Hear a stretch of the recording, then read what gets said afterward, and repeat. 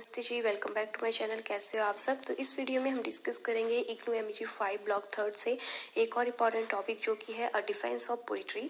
ये जो है लिटरेरी क्रिटिसिज्म का एक मेजर वर्क है एंड इस एसे को लिखा था पीबी शैली ने, जिनको रोमांटिक एज का मेजर रोमांटिक पोइट माना जाता है। इन्होंने ये एसे 1821 में लिखा था एंड ये एसे पब्लिश हुआ था 1840 में in essays letter from abroad translations and fragments by Edward Moxon in London. And ये जो ऐसे है ये पीबी शैली की डेथ के बाद ही पब्लिश हुआ था, बिकॉज 1822 में ही इनकी डेथ हो गई थी।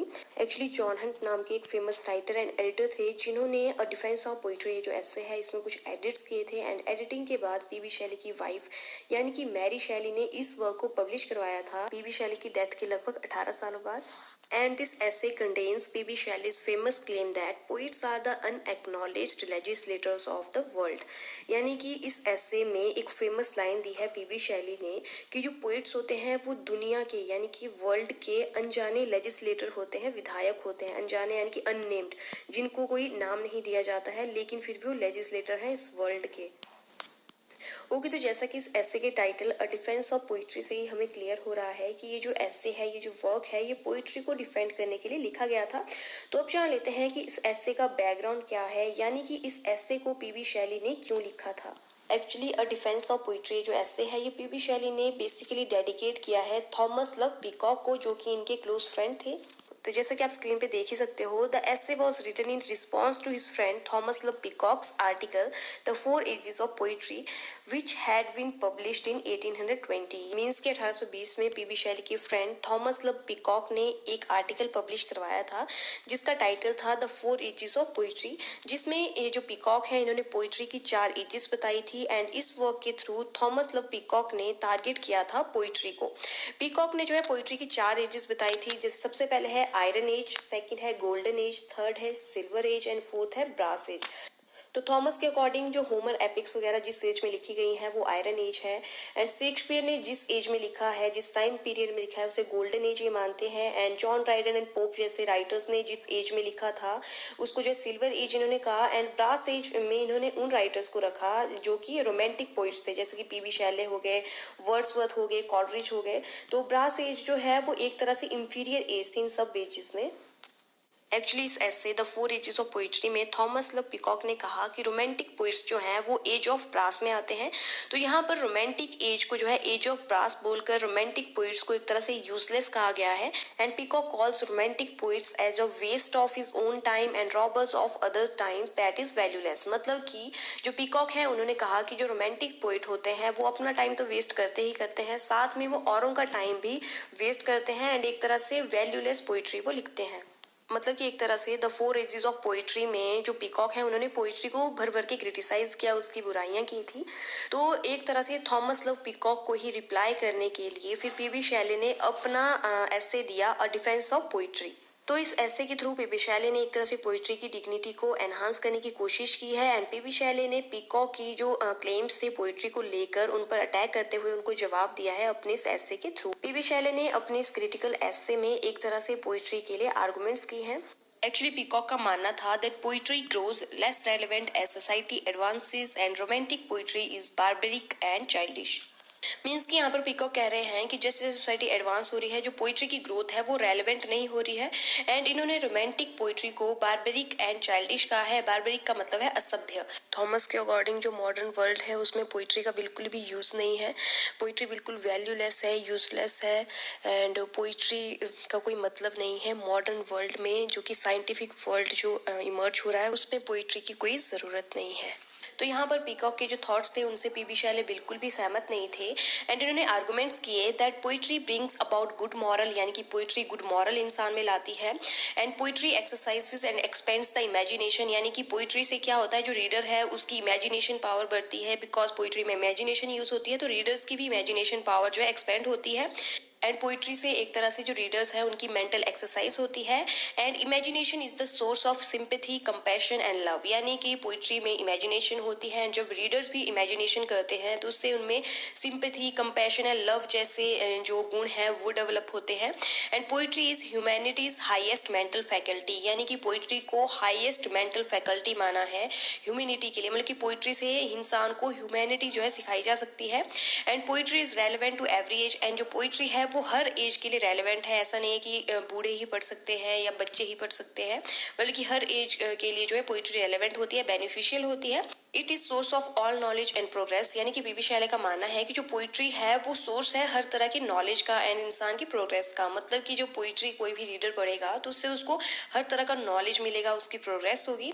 अ poet sees a world not yet seen by most people, मतलब कि पोइट जो है वो अपनी इमेजिनेशन से ऐसा वर्ल्ड देख लेता है जिसको किसी ने नहीं देखा होता है। एंड जब ऐसे वर्ल्ड के ऊपर पोइट अपनी पोइट्रीज लिखेगा तो जब रीडर्स उनको पढ़ेंगे तो रीडर्स भी एक तरह से भी उस यूनिक वर्ल्ड के एसेंस को ले पाएंगे।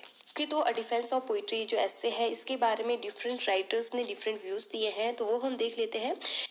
ओके, तो Mortimer and Robert M Hutchins ने अपना एक ऐसे दिया था in gateway to the great books, उसके वॉल्यूम 5 में इन्होंने लिखा है, in the defence of poetry Shelley attempts to prove that poets are philosophers, that they are the creator and protector of moral and civil laws. Means इन्होंने कहा है a defence of poetry जो PB Shelley का essay है, इसमें Shelley ने एक तरह से प्रूव किया है कि जो पोइट्स है वो फिलोसफर्स है एंड पोइट्स जो है वो एक तरह से क्रिएट भी करते हैं मॉरल लॉज को एंड प्रोटेक्ट भी करते हैं मॉरल लॉज को। मतलब कि एक तरह से जो आपके पोइट्स हैं वो मोरालिटी बेस्ड लिखते हैं, लोगों को मोरालिटी सिखाते हैं, सिविल लॉ सिखाते हैं।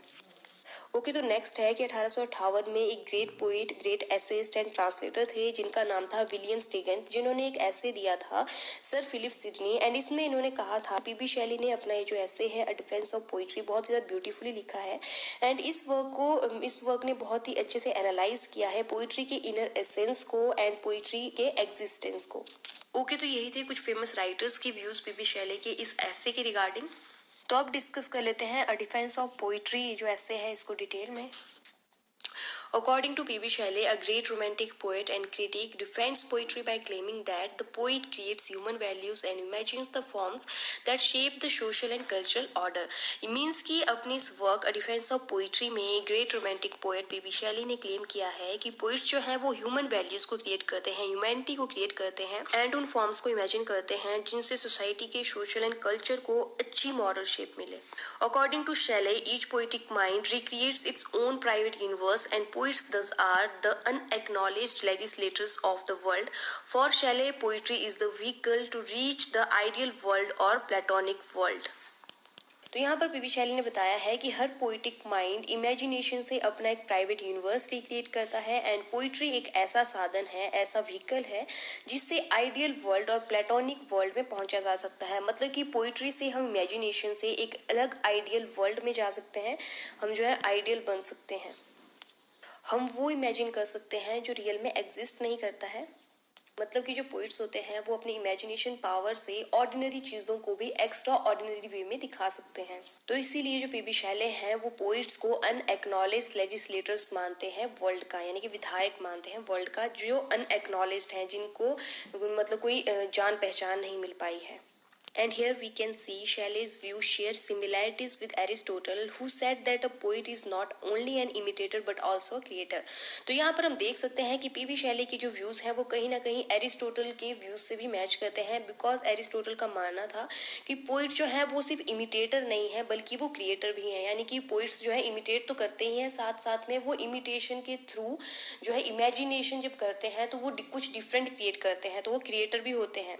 मतलब कि जैसा एरिस्टोटल मानते थे कि जो पोइट है वो चीज़ों को देखकर इमिटेट कर कर उनके ऊपर जो है कोई पोएम लिखते हैं।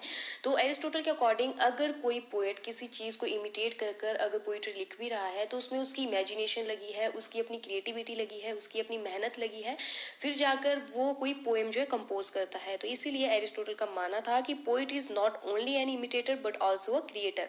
तो कहीं ना कहीं पीबी शैली के जो व्यूज़ थे पोइट्री के रिगार्डिंग वो एरिस्टोटल के सिमिलर थे।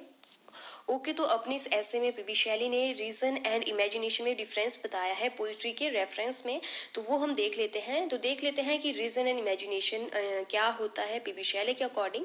सबसे पहले है रीजन। पीबी शैली के अकॉर्डिंग रीजन जो है वो लॉजिकल जजमेंट है एक तरह की, मतलब कि इसमें लॉजिकली सोचा जाता है एंड फिर पोइट्री को जज किया जाता है।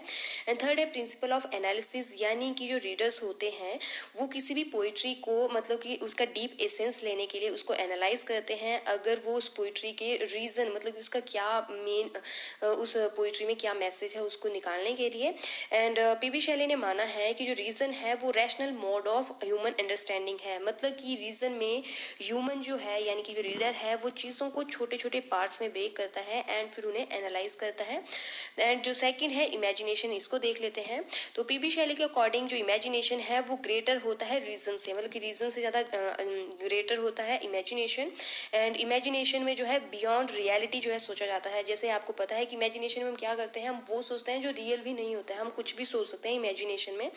एंड इमेजिनेशन को जो है प्रिंसिपल ऑफ सिंथेसिस माना है। सिंथेसिस क्यों बोला है, क्योंकि एक पोएट जो है वो जब इमेजिन करता है, जैसे कि फॉर एग्जाम्पल एक पोएट है वो एक फूल को देखता है तो उसको अंदर जो है एकदम से फीलिंग आएगी कि वो इसके बारे में जो है कोई पोइट्री लिखे, तो वो उसके बारे में जो है सोचने लगेगा एंड वो इमेजिनेशन अपनी स्टार्ट करेगा। इमेजिनेशन करते करते वो अपने कंटेंट को कलेक्ट करने के बाद जो है एक पोइट्री जो है कंपोज कर देता है। तो क्या हुआ, उसमें उसकी इमेजिनेशन लगी एंड पोइट्री उसने कंपोज कर दी। तो जब इमेजिनेशन से कोई पोइट्री कंपोज हो जाती है तो उसके लिए बोला गया है कि इमेजिनेशन में प्रिंसिपल ऑफ सिंथेसिस होता है, यानी कि ये सिंथेसिस करती है, चीज़ों को बनाती है, जैसे कि पोइट्री बन जाती है इमेजिनेशन से।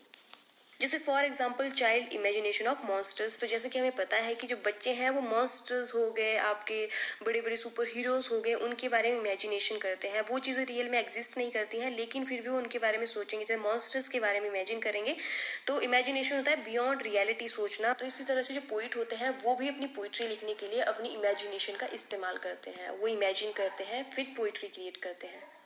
ओके, तो रीजन जो है वो रियलिटी पर बेस्ड होता है एंड इमेजिनेशन जो है वो बियॉन्ड रियलिटी चलती है। पीबी शैली के अकॉर्डिंग पोइट्री क्रिएट करने के लिए पीसफुल माइंड होना बहुत ज़्यादा ज़रूरी है, इमेजिनेशन करना बहुत ज़्यादा ज़रूरी है। एंड पीबी शैली के अकॉर्डिंग इमेजिनेशन से ही best mind and happiest memory जो है प्रोड्यूस की जा सकती है, हैप्पीएस्ट मोमेंट प्रोड्यूस किया जा सकता है।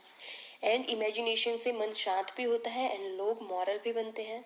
ओके, तो ये था रीजन एंड इमेजिनेशन के बीच में डिफरेंस।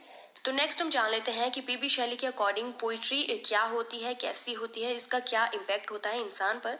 तो पीबी शैली के अकॉर्डिंग पोइट्री जो है वो इंसान की मॉरल वैल्यूज को स्ट्रेंथन करती है, मजबूत करती है एंड साथ ही साथ पोइट्री इंसान को प्लेजर भी देती है। तो शैली के अकॉर्डिंग पोइट्री जो है वो इमेजिनेशन की ही देन है। तो इमेजिनेशन को शैली ने क्रिएटिव एंड एक तरह से प्रैग्मेटिक माना है। प्रैग्मेटिक का मतलब होता है उपयोगी माना है, व्यवहारिक माना है। तो नेक्स्ट हम जान लेते हैं कि पीबी शैली के क्या व्यूज हैं पोइट को लेकर एंड उनके अकॉर्डिंग पोइट क्या है। According to PB Shelley, poet is a moral teacher who gives idea and pleasure to the society by teaching indirectly.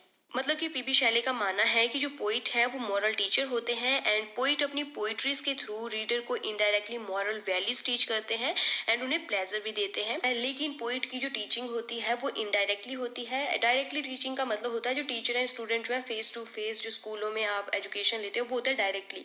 इनका मानना है कि जो पोइट है वो भी टीचिंग करते हैं लेकिन उनका इनडायरेक्टली होता है। वो अपनी पोइम्स के थ्रू, पोइट्री में उनके व्यूज के थ्रू रीडर्स को जो है वर्च्यूज, मॉरल वैल्यूज वगैरह टीच करते हैं, बट ये सब इनडायरेक्टली होता है। एंड शैली के अकॉर्डिंग जो पोइट्री है वो पोइट की इमेजिनेशन का रियल आउटकम होता है, मीन्स की रियल एक्सप्रेशन होता है। एंड अकॉर्डिंग टू शैली, poet is profit and legislator who create social norms, rule and moral values lessons with the help of poetry. मतलब कि पीबी शैली ने पोइट को एक प्रॉफिट माना है, एक लेजिस्लेटर यानी कि एक विधायक माना है जो अपनी पोइट्री के थ्रू लोगों को social rules and moral values के लेसन्स देता है। And according to Shelley, poetry provides social and moral functions along with its aesthetic pleasure.